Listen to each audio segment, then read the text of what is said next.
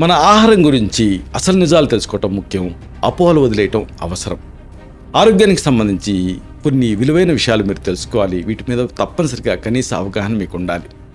తాజా పండ్లు, కూరగాయలు ఇవి మాత్రమే ఆరోగ్యానికి బెస్టా? ఏ కొవ్వు పదార్థం తీసుకున్నా అది ఆరోగ్యానికి హాని చేస్తూనే ఉంటుందా? అంటే ప్రతి కొవ్వు పదార్థం కీడు చేస్తుందా? బరువు పెరగటం లేదా తగ్గటం అనేది మనం ఎన్ని క్యాలరీలు తింటున్నాం, ఎంత ఖర్చు చేస్తున్నాం అన్న దానిపైన మాత్రమే ఆధారపడి ఉంటుందా? టైప్ 2 డయాబెటీస్ ఉన్నప్పుడు ఫ్రూట్స్ అంటే పండ్లు తినకూడదా? శాకాహార ఉత్పత్తుల పాలు అంటే ప్లాంట్ బేస్డ్ మిల్క్ అనేది మామూలు పాల కంటే ఆరోగ్యకరమా? బంగాళదుంపలు ఇలాంటి గడ్డకూరలు తినటం ఆరోగ్యానికి హాని చేస్తుందా? చిన్నపిల్లలకి వేరుశెనగ ఇవ్వటం వల్ల ఎలర్జీ వస్తుందా? మొక్కల నుంచి వచ్చేటటువంటి ప్రోటీన్ అనేది ఇన్కంప్లీట్గా, అసంపూర్ణంగా ఉంటుందా?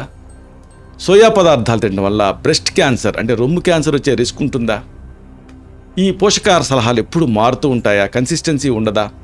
ఇలాంటి ఎన్నో వైద్య సంబంధమైనటువంటి రహస్యాలని, అంశాలని మనం ఒక వీడియోలో వివరంగా చెప్పుకున్నాం. దాని తాలూకు లింక్ని కింద ఇస్తాను. దీన్ని క్లిక్ చేయడం ద్వారా ఈ మొత్తం వీడియోని మీరు చూడొచ్చు.